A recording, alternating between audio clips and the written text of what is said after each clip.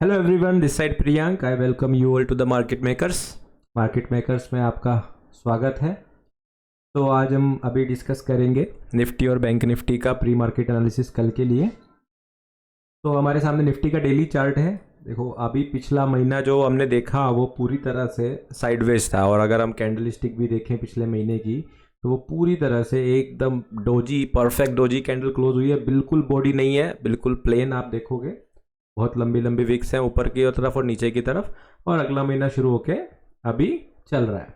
ठीक है, तो इस वजह से हमें क्या समझ में आ रहा है कि मार्केट जो है अभी इस रेंज के अंदर घूम रही है। ठीक है, सो पिछला महीना भी हमने देखा पूरा साइडवेज चला, और अभी भी जो है प्राइस ने अभी कोई खास डायरेक्शन पकड़ी नहीं है। ठीक है, इसलिए अगर हम देखें कि हम सोचें कि मार्केट में अगर हम एक बायस निकाल के सोचें कि इस तरह से हमें एक डायरेक्शनल ट्रेड करनी है तो थोड़ा सा मुश्किल है करना। ठीक है, थोड़ा सा समझेंगे प्राइस एक्शन को। तो देखो, शुरुआत में अगर हम यहाँ देखें तो दिसंबर एंड वीक से लेकर और जनवरी के थर्ड वीक तक हम देखेंगे कि एक कंसोलिडेशन हुआ यहाँ पर। ठीक है, इस कंसोलिडेशन के होने के बाद मार्केट ने क्या किया, दोनों तरफ लोगों को ट्रैप किया। ठीक है, देखो अगर आप देखोगे जो कंसोलिडेशन मैंने यहाँ पर ड्रॉ किया है, अगर आप देखोगे तो मार्केट ने दोनों तरफ ट्रैप किया।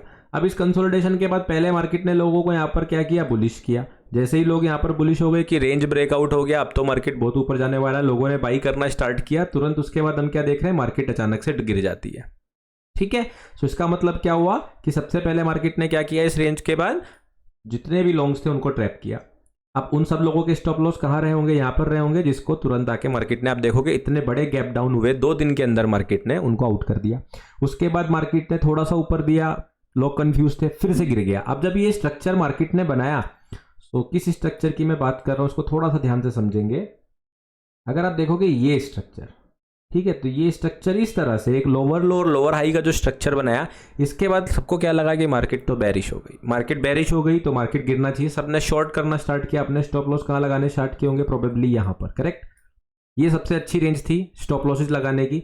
लेकिन हम देखेंगे कि लास्ट एक वीक में बजट के बाद मार्केट ने क्या किया, तुरंत वापस से रिकवरी करी, और जितने भी शॉर्ट्स थे उन लोगों को भी स्टॉप आउट कर दिया। इसी को बोलते हैं साइडवेज एक्शन, कि मार्केट ना ही बुल्स को पैसा कमाने दे रही है, ना ही बेयर्स को कमाने दे रही है। और इवन इतना तेजी से रिकवरी करी, अगर आप ध्यान से देखोगे कि किसी ने अगर अपने आप को डिस्टेंट स्टॉप लॉस भी लगाया होगा, वो भी मार्केट ने कवर कर दिया। राइट, सिर्फ और सिर्फ 10 सेशन के अंदर मार्केट ने पूरा मूव वापस किया, और जितने भी शॉर्ट्स थे उनको भी एग्जिट कर दिया। तो फिलहाल क्या पोजीशन है कि डायरेक्शनल जो ट्रेडर्स होंगे वो ना तो लॉन्ग बचे ना शॉर्ट बचे, दोनों तरफ स्टॉप आउट हो चुके हैं, लिक्विडेट कर चुके हैं अपनी पोजीशन को।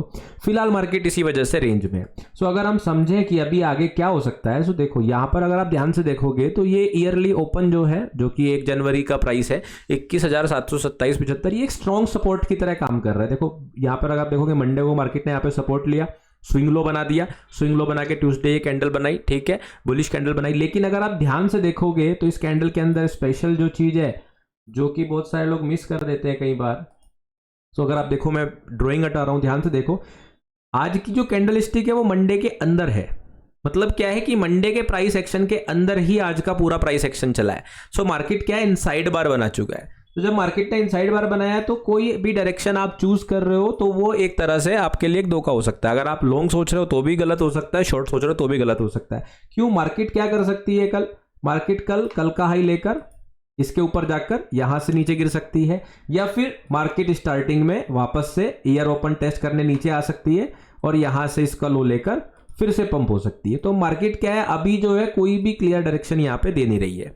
कल के लिए जो सबसे सही तरीके से अगर हम समझें अपने एनालिसिस को या मार्केट को समझने के लिए, हमें क्या करना है, मंडे का जो हाई है और मंडे का जो लो है उनको ड्रॉ करके रख लेना है। ठीक है, मंडे का हाई और मंडे का लो। सो मंडे का हाई अगर हम देखें तो कितना है, यहाँ पर ये लाइन मैंने ड्रॉ कर दी 21,964, और लो अगर हम देखेंगे तो वो है 21,726। तो ये 2 लेवल जो है वो काफी इंपॉर्टेंट रहेंगे कल के प्राइस एक्शन के लिए। ठीक है, मैं एक्सपेक्ट कर रहा हूं कि मार्केट जो है वो मोर लाइकली फ्लैट ओपन हो, और या तो फिर इनिशियली इस हाई के ऊपर ओपन होकर सीधा गिर जाए, और या फिर नीचे जो है थोड़ा गैप डाउन ओपन हो, सीधा नीचे गिरे, और वापस से ये लो लेकर जो कि 21,726 वाला लो है, इसके बाद मार्केट चली जाए। तो अगर फ्लैट ओपन होती है किसी भी डायरेक्शन में जा सकती है, नो बायस। ठीक है, मार्केट ऊपर की तरफ पहले गई तो नीचे की तरफ ट्रेड देख सकते हैं, और अगर मार्केट नीचे की तरफ पहले गई तो ऊपर की तरफ ट्रेड देख सकते हैं। इस तरह से आप दो इंट्राडे पोजीशंस के लिए देख सकते हो, ठीक है।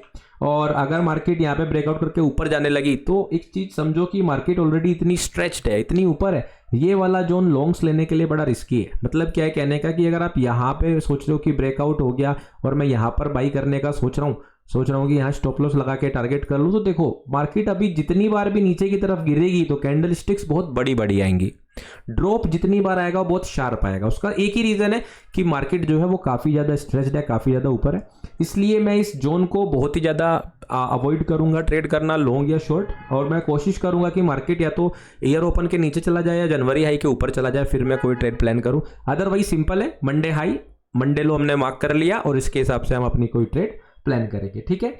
इसके साथ ही अब हम देखेंगे बैंक निफ्टी को। सिमिलर सिचुएशन है, ठीक है ना, सिमिलर सिचुएशन है, बहुत ज़्यादा अंतर नहीं है।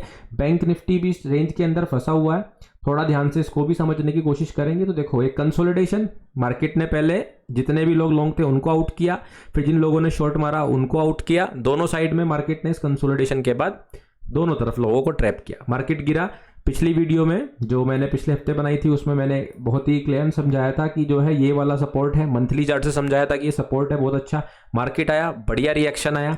फिलहाल के वक्त में ये जो जोन है ये सबसे स्ट्रॉन्ग रेजिस्टेंस है, आने वाले दिनों में ये सबसे स्ट्रॉन्ग रेजिस्टेंस है। जब तक मार्केट इसके नीचे है मैं बुलिश नहीं हो सकता कि मार्केट ऑल टाइम हाई जाए। तो क्या है इसके लेवल्स, इसके लेवल देखेंगे तो 47,000 और 46,580, ये 420 पॉइंट्स की ये रेंज है।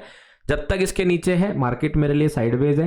नीचे की तरफ अगर हम देखें यहाँ पर एक छोटा सा गैप बचा हुआ है 45,057 तक, तो अगर मार्केट गिरती है तो यहाँ पर भी सपोर्ट लेने आ सकती है, ठीक है। अगर हम लो के हिसाब से देखें तो 45,430 एक लोकल सपोर्ट है।